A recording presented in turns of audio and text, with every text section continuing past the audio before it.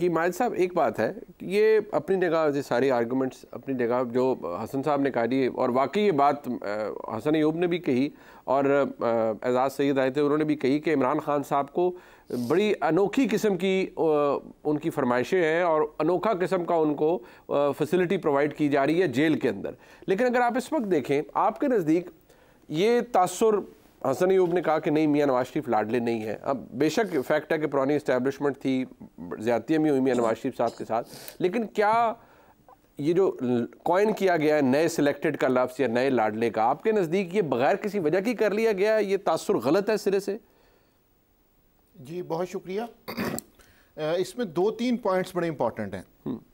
एक तो ये है कि गुज़िश्ता एक साल में जिस तरह अभी यहाँ पे तस्करा हुआ नई और पुरानी इस्टेब्लिशमेंट का, गुज़िश्ता एक साल में मुस्लिम लीग नून पर कोई ऐसी सियासी मुश्किल नहीं आई कि जिसे वो अपनी CV में बयान कर सके कि हमारे पे ये मुश्किलात हैं।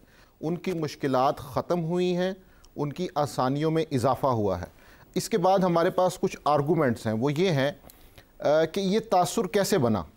एक तो हमारे पास बलूचिस्तान की मिसाल है, यहाँ पे बात हुई कि बलूचिस्तान में हुकूमत किसने गिराई थी। तो अब बलूचिस्तान जो है वो पूरा का पूरा बाजमात मियां नवाज शरीफ को ज्वाइन कर चुका है। और इसके साथ साथ ये तो एक बड़ी बात है ना कि वहाँ पे जागीरदार हैं, नवाब है। मैं आपको एक बड़ी छोटी सी एग्जांपल देता हूँ जो कि बड़ी बुनियादी एग्जांपल है। वो ये है कि पंजाब में जंग का जो ज़िला है ये 2018 में बिल्कुल मुस्लिम लीग नून से खाली हो गया था। कोई भी नहीं था वहाँ पे।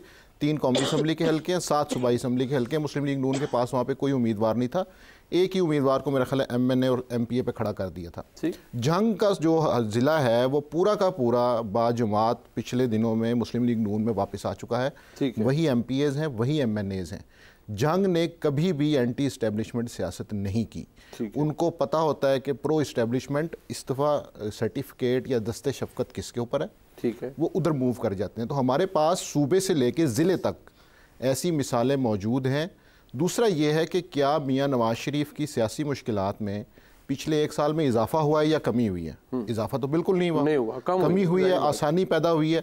तो इसके बाद ये तासुर बिल्कुल बनता है और इसके ऊपर मेरा ख्याल है कि इसके मजबूत दलाइल मौजूद हैं। बट क्या ये कहा जा सकता है कि इस तरह जिस तरह हसन अयूब साहब ने कहा कि इस वक्त जो इंजीनियरिंग मियां नवाज शरीफ के खिलाफ की गई और वो की गई 2018 में, जो कुछ हुआ हमारे सामने ही सब कुछ हो रहा था जो हो रहा था, और अक्सर हम बात भी करते थे कि ये हो रहा है, तो क्या अब वो रिवर्स इंजीनियरिंग हो रही है और वो PTI के साथ हो रहा है सब कुछ? क्या ऐसा है आपके नज़दीक? क्योंकि जो सवाल मैंने अपनी बहन से भी पूछा, मैंने कहा जी बता दें अपने दिल पर हाथ रख के, उन्होंने कहा ऐसा होना चाहिए। लेकिन फैक्ट ये है कि शेर अफजल मरवत चीख रहे हैं कि जी हमारे कन्वेंशन नहीं होने दिए जा रहे, हमें पकड़ा जा रहा है, फलान किया जा रहा है, हम अगर पंजाब में आएंगे तो हमारे में मजीद क्रैकडाउन होगा। तो फैक्ट ऑफ द मैटर ये है कि इलेक्शन तो शेड्यूल्ड है ना।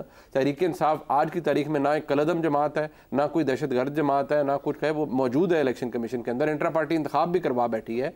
सवाल यह है कि क्या उनको वही सहूलतें या स्पेस इलेक्शनरिंग की मौजूद है उनके पास जो बाकी जमातों के पास है? ये पॉइंट बिल्कुल दुरुस्त है कि 2018 का मामला हमारे सामने है जो हम डिस्कस भी करते रहे हैं। इशू ये कि क्या उस वक्त दुरुस्त हुआ था? बिल्कुल। अगर उस वक्त गलत हुआ था तो आज वो कैसे दुरुस्त हो सकता है? इशू ये है कि हमें इस चीज़ को समझने की ज़रूरत है कि क्या वो मुदाखलत या वो फैसिलिटेशन क्या वो 2018 में आई नहीं थी? अगर वो उस वक्त गैर आईनी थी तो 2023 में कैसे वो आईनी और कानूनी हो गई? तो बुनियादी मसला ये है कि सियासी जमातों को बैठ के ये सोचना चाहिए कि बजाय बारियां लगाने के या पसंदीदा बनने के हमें सियासी मामलात को सियासत में हल करना चाहिए। और अगर ऐसा नहीं होगा तो फिर ये 5 साल बाद एक एक जमात अपनी अपनी बारी लगाती रहेगी और दूसरी जो है वो जुल्म का शिकार रहेगी। माजिद निज़ामी साहब, मुल्क सबका है, इमरान खान साहब अकेले का नहीं है। जो कुछ हो गया और ये इतने केसेस गिनवा दिए, ये बात फैक्ट है, को अच्छा लगे बुरा लगे किसी को, 190 मिलियन पाउंड या अलकादिर ट्रस्ट वाला केस वो फैक्ट है, मौजूद है। पंजाब के अंदर ये जो चैप्टर था वो फरा गोगी साहिबा का और सारा कुछ, ये हम भी यहीं पर रहते हैं, हमें पता था पंजाब के अंदर क्या हो रहा है और इमरान खान साहब के ज़ेर साया हो रहा है। ये केसेस इनकी नौयत बड़ी फ़र्क है और बड़े मजबूत है। ये आर्गूमेंट है अगर इनका मुकाबला किया जाए उन केसेस से जो मियां नवाज शरीफ साहब के खिलाफ बनाए गए, और जिस तरीके से बनाए गए वो तो हमारे सामने ही है। देखिए, मैं ये समझता हूँ कि ये मामला थोड़ा सा फ़र्क ज़रूर है और इसके अंदर जो बुनियादी मसला है वो ये है कि जब मियां नवाज शरीफ पर केसेस बनाए गए तो क्या उस वक़्त रियासती इदारे उनसे खुश थे? ना खुश थे। बिल्कुल ऐसे। इमरान खान साहब पर जब केसेस बनाए गए तो क्या रियासती इदारे उनसे खुश थे? नहीं, ना खुश थे। तो इसका मतलब यह है कि केसेस का मेरिट या डीमेरिट किसी और चीज़ से भी मुंसलिक है, लिंक्ड है, बिल्कुल लिंक्ड है। और जिस तरह यहाँ पे बात हुई कि हर मुश्किल के बाद आसानी है, तो हो सकता है ये तहरीक इंसाफ पे 3 साल बाद 5 साल बाद अप्लाई हो रहा हो कि वो भी कहेंगे जी पहले हम पे मुश्किल थी अब आसानी आ गई है। क्यों? क्योंकि वो जो एक लिंक इस्टेब्लिश होता है, अगर वो दोबारा हो जाए तो फिर मुस्लिम लीग नून पीछे जा सकती है। तो इसलिए इन कानूनी पेचीदगियों को सामने लाने की बजाय जब इसको हम लार्जर पिक्चर में देखते हैं तो ये चीज़ नज़र आती है कि पाकिस्तान के इदारे, उनकी सोच और उनका सियासी जमातों से ताल्लुक़ ये फैसला करता है कि कितने मुकदमे बनेंगे और कितने ख़त्म होंगे। मियाँ नवाज शरीफ साहब के मामला दुरुस्त हैं, उनके मुकदमे ख़त्म होते जा रहे हैं। जब उनके मामला दुरुस्त नहीं थे, मुकदमे बनते जा रहे थे। तो ये मतलब आपको लगता है कि एस्टैब्लिशमेंट के साथ ताल्लुकात भी बहुत डिपेंड करते हैं। मियाँ नवाज शरीफ साहब अहल हो पाएंगे जब उनकी ये दोनों कन्विक्शन सेटिस्फाइड हो जाएगी, या वो जो समीउल्लाह बलोच केस का फैसला है सुप्रीम कोर्ट का वो उन्हें तंग करेगा, क्योंकि वो फैसला तो अपनी जगह मौजूद है। देखें, वो जो फैसला है वो कानून से ऊपर नहीं है, और इस वक्त एक राइजुल वक्त कानून है जिसके तहत के नाअहली जो है वो 5 साल से ज़्यादा हो ही नहीं सकती। तो या तो सुप्रीम कोर्ट या कोई भी अदालत उस कानून को स्ट्राइक डाउन करे, और स्ट्राइक डाउन इस वजह से करे कि उसमें बाकायदा रीजंस दे कि ये कानून जो है आइन की किसी शिक के ख़िलाफ़ है। अगर सुप्रीम कोर्ट या हाई कोर्ट ये होल्ड नहीं कर सकती कि ये किसी शिक के ख़िलाफ़ है आइन की और वो राइजुल वक्त कानून है, तो मियाँ साहब की जो नाअहली है वो लाइफ टाइम नाअहली फ़िलहाल राइजुल वक्त कानून के तहत है ही नहीं। तो इसलिए वो बिल्कुल इलेक्शन लड़ सकते हैं और वो अहल है। ये जो एक आर्गुमेंट दिया जाता है कि सुप्रीम कोर्ट का फैसला, बहरहाल सुप्रीम कोर्ट का फैसला है और वो आइन की इंटरप्रिटेशन करते हुए दिया गया, बेशक बाद में जज साहिबान का मौक़िफ़ बदलता रहा, वो आपके सामने ही है, लेकिन क्योंकि वो फैसला है तो ये जो लेजिस्लेशन है, इलेक्शन कमीशन, इलेक्शन एक्ट जो है, ये एक सबॉर्डिनेट लेजिस्लेशन है, ये ओवरराइड नहीं कर सकती किसी सुप्रीम कोर्ट के फैसले के ऊपर, ख़ास तौर पर उस वक्त जब वो किसी आइनी आर्टिकल की तशरीह की जाए कर रहा हो। तो इसके ऊपर आप ज़रा रिफ्लेक्ट फरमाइएगा कि क्या प्रिंसिपल क्या है बेसिक के फैसला अहमियत इख्तियार करेगा या जो कानून है उसकी अहमियत ज़्यादा होगी? देखिए, हम वकीलों ने सुप्रीम कोर्ट को बहुत ऊपर उठा दिया। मैंने यहाँ तक सुना इनको कहते हुए कि आइनी तरमीम जो है वो हमारे एक बड़े सीनियर लॉयर हैं, कल फरमा रहे थे कि आइनी तरमीम जो है वो भी सुप्रीम कोर्ट ने अप होल्ड कर दी थी, 18वीं तरमीम।